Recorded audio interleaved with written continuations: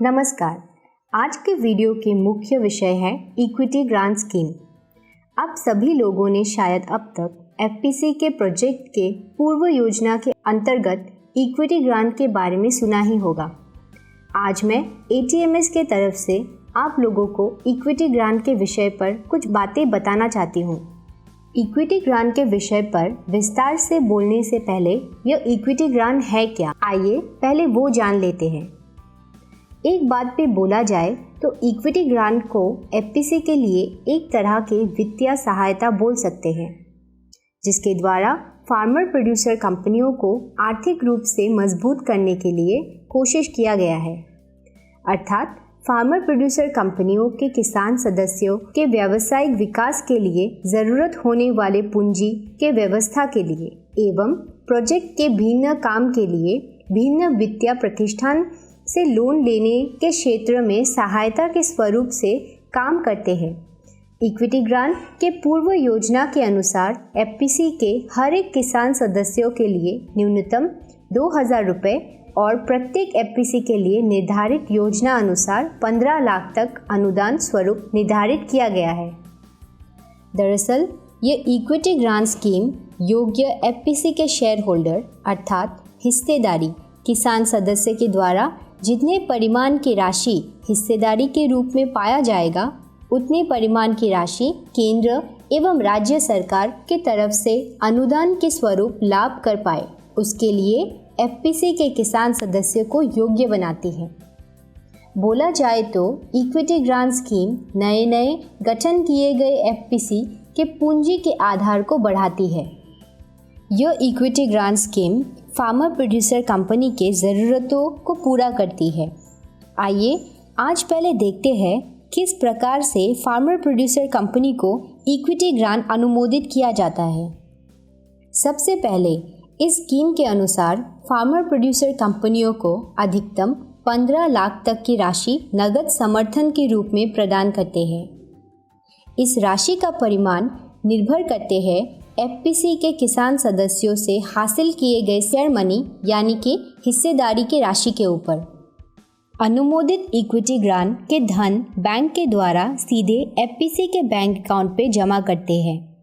अनुमोदित equity grant के धन राशि 45 दिन के अंदर हिस्सेदारी किसान सदस्यों को अतिरिक्त हिस्सेदारी दिया जाएगा, जिसकी राशि उन लोगों के द्वारा जमा किए गए राशि के अनुरूप होगा। प्रत्येक एफपीसी के लिए अनुमोदित 15 लाख की राशि अधिकतम सीमा के अधीन इक्विटी ग्रांट के लिए आवेदन किए 2 साल के अंदर अधिकतम 2 भागों में हिस्सेदारी के पूंजी के अनुसार हासिल करने के लिए अनुमति प्रदान किया जाता है। एक हिस्सेदारी किसान सदस्य जब एफपीसी के द्वारा अतिरिक्त हिस्सेदारी प्राप्त करते हैं और उसके बाद अगर वो किसान सदस्य कंपनी छोड़ दे तो उस परिस्थिति में 90 दिनों के अंदर वो अतिरिक्त हिस्सेदारी किसी अन्य किसान सदस्य या किसी नए हिस्सेदार को स्थानांतरण किया जाता है। इसके बाद हमारी जानकारी के लिए महत्वपूर्ण विषय है एफपीसी इक्विटी ग्रांट के लिए किस प्रकार से आवेदन करेंगे। सबसे पहले कोई भी एफपीसी इक्विटी ग्रांट के लिए योग्यता प्राप्त होने के बाद केवल निर्धारित आवेदन पत्र के माध्यम से ही इक्विटी ग्रांट के लिए आवेदन कर सकते हैं और आवेदन पत्र के साथ आवश्यक दस्तावेज जमा करनी होती है। यहीं पे हम लोग जान लेते हैं कि इक्विटी ग्रांट के लिए एफपीसी की योग्यता प्राप्ति के लिए किस प्रकार के शर्तें लागू है। इक्विटी ग्रांट के आवेदन करने के लिए एफपीसी के न्यूनतम 50% हिस्सेदार भारत सरकार के कृषि मंत्रालय द्वारा निर्धारित लोकपियल के अनुसार शूद्र, सीमांत, भूमिहीन और समय समय पर कृषि उत्पादन करने वाले किसान होने होंगे। इसके अलावा महिला किसान हिस्सेदार लेने वाले हिस्सेदारियों को प्राथमिकता दिया जाएगा। एक किसान अलग अलग उत्पादनों के साथ एक से अधिक फार्मर प्रोड्यूसर कंपनी के सदस्य बन सकते हैं, लेकिन इक्विटी ग्रांट के हिस्सेदारी प्राप्ति क्षेत्र में किसी एक ही एफपीसी से ये सुविधा लाभ कर पाएंगे। एफपीसी के बोर्ड मेंबर और प्रबंध समिति में पर्याप्त किसान सदस्य होना जरूरी है। और कम से कम एक महिला किसान सदस्य होना अनिवार्य है। एफपीसी के व्यावसायिक कार्य के प्रबंध के लिए प्रबंधन समिति होना चाहिए। हर एक एफपीसी के आने वाले 18 महीने के लिए इम्प्लीमेंटिंग एजेंसी के द्वारा निर्धारित उचित बिजनेस प्लान और बजट तैयार होना चाहिए। अब देखते हैं कि इक्विटी ग्रांट के आवेदन पत्र के साथ क्या क्या दस्तावेज जमा करने होंगे। एफपीसी के हिस्सेदारों की सूची और इसके साथ ही हर एक किसान ने जितनी राशि शेयर मनी के रूप में जमा किया है उसकी जानकारी चार्टर्ड अकाउंटेंट या समवाय ऑडिट के द्वारा प्रमाणित करके आवेदन पत्र के साथ जमा करनी पड़ती है। एफपीसी के किसान सदस्यों के लिए इक्विटी ग्रांट के अनुमोदन के लिए एफपीसी के बोर्ड और प्रबंधन समिति के प्रस्तावना जमा करनी होगी।